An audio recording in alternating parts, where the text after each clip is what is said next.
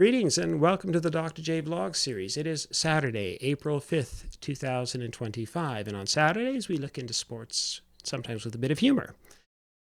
Today I'm just going to have a brief talk about the Final Four. So the NCAA basketball tournament is ongoing, and it's often referred to as March Madness. Of course, we've finished March now, but the March Madness tournament has produced some incredible upsets over the years. And some amazing Cinderella stories, especially on the men's side. So I'm going to look at men's and women's today. The most notable of the lower seeds that have been successful in the men's side, or the lowest seeds that have ever made the Final Four, include a half a dozen different teams. These were all number 11 seeds that managed to pull off upsets in their brackets and advance to the Final Four. So the first time that happened was with LSU back in 1986. And then George Mason pulled off the feat in 2006. I talked about that in an earlier vlog because Mason was my alma mater, at least undergraduate level. Then you had VCU make the Final Four in 2011 as a number 11 seed. Then three more recently. Loyola Chicago did it in 2018. UCLA did it in 2021. And then number 11 seeded North Carolina State last year also advanced to the Final Four.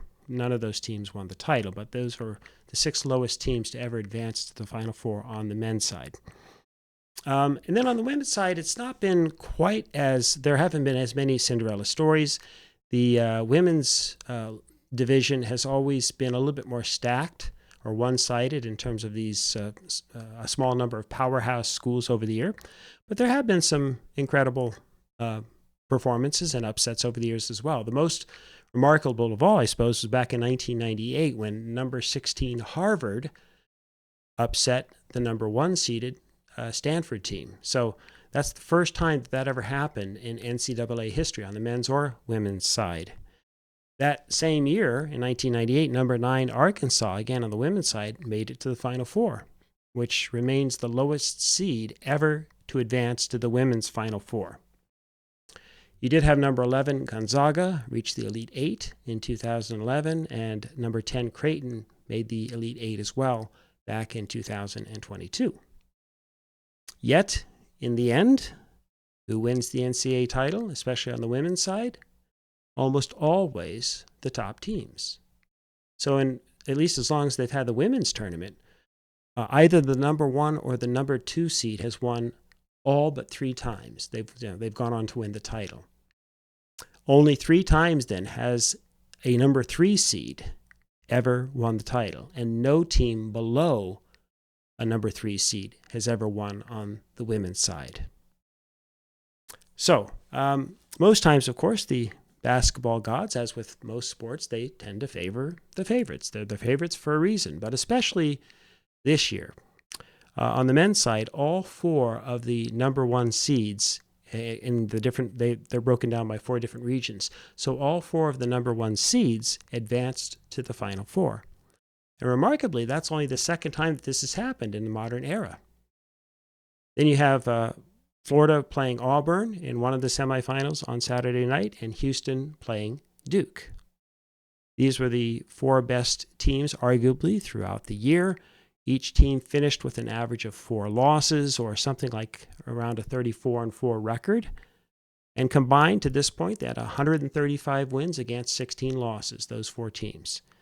So again, it's remarkable that this is only the second time all 4 number 1s have advanced in the modern era, but that's where we are. So if you were betting on the favorites this year, you were wise.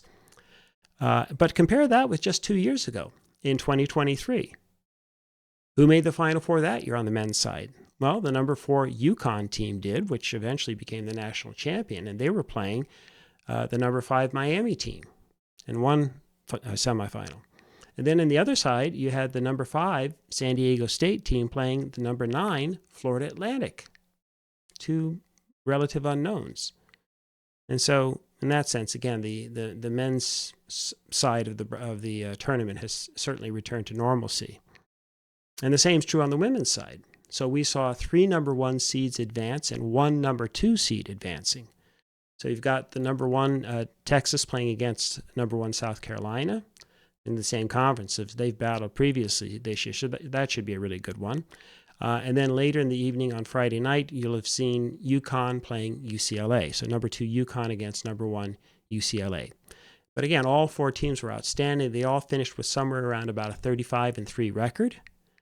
And so it really is, again, the year of the favorites on both sides. And I'm going to go out on a limb, and I'm going to give you my projections or predictions. I'm going to pick Auburn on the men's side to take the title this year. And I'm going to pick South Carolina to win on the women's side. So I think Auburn has been the toughest team with the toughest schedule throughout the year, and I'll be quite surprised if someone manages to knock them off. If they do, well earned, and they'll certainly be deserving of a title. But I'm picking Auburn. And then on the women's side, I'm picking South Carolina simply because they have Dawn Staley coaching. And she's hoping to lead the Gamecocks to their 4th NCAA title since 2016-17. So I met Dawn Staley several years ago, decades ago now, when she played at the University of Virginia. That's where I earned a couple of graduate degrees. And I clearly remember going to watch her play, but especially because UVA also had the proverbial twin towers back then as well. Literally, the 6'5" twins, Heather and Heidi Burge. So they were quite the formidable team. In fact, under Dawn Staley, the Lady Cavs went to 3 of 4 Final Fours, 3 out of the 4 years that she played there. Excuse me. She also, that is Dawn Staley, also went on to become a 3-time U.S. Olympic champion, gold medalist, and for the women's team in 96, 2000, and 2004. Sorry, I wanted to mention, too, back to college before I get to her professional career. Staley, the one year in particular, the 1991 squad, flirted with the national title. So they got all the way to the title game, and then they lost in overtime to Tennessee. That was the Vols' third national title. But that was an amazing game. In fact, UVA had the lead they were up by 5 with less than 2 minutes to go. Tennessee they fouled a Tennessee player. She made an and one, so a 3-point play. UVA then missed, and then they ended up fouling again on the next possession, and with just seconds left in the game, Tennessee tied it up, and as I mentioned, they won by 3 points in overtime. So that's the closest. That would have been their first and only title for the Lady Cavs. Didn't quite happen. So as I mentioned, Staley was an extraordinary player. She was named the outstanding player of the NCAA tournament that year. As I mentioned, she won 3 gold medals with the U.S. Olympic team, and then she eventually played in the WNBA and made 6 All-Star teams in the WNBA in the early 2000s. So she's been extraordinary. So we'll see what happens. She's a great coach as well, as I've mentioned. And I'll be recording this vlog before the women have played, even though it'll be posted on Saturday morning. But by the time you're seeing this vlog, we'll already know the results, so we'll know if I'm wrong. But we'll see what happens. The men play then later tonight. So again, this being released on a Saturday, the men will be playing in the evening. But by the time you see this vlog, we'll actually know which 2 of the women's teams advance. So we'll see if South Carolina advances as I'm predicting, and then again later tonight we'll see if Auburn, at least of one of the 2 teams, advances to the finals. Okay, so that's it for today. Short and sweet. Big weekend, busy weekend ahead.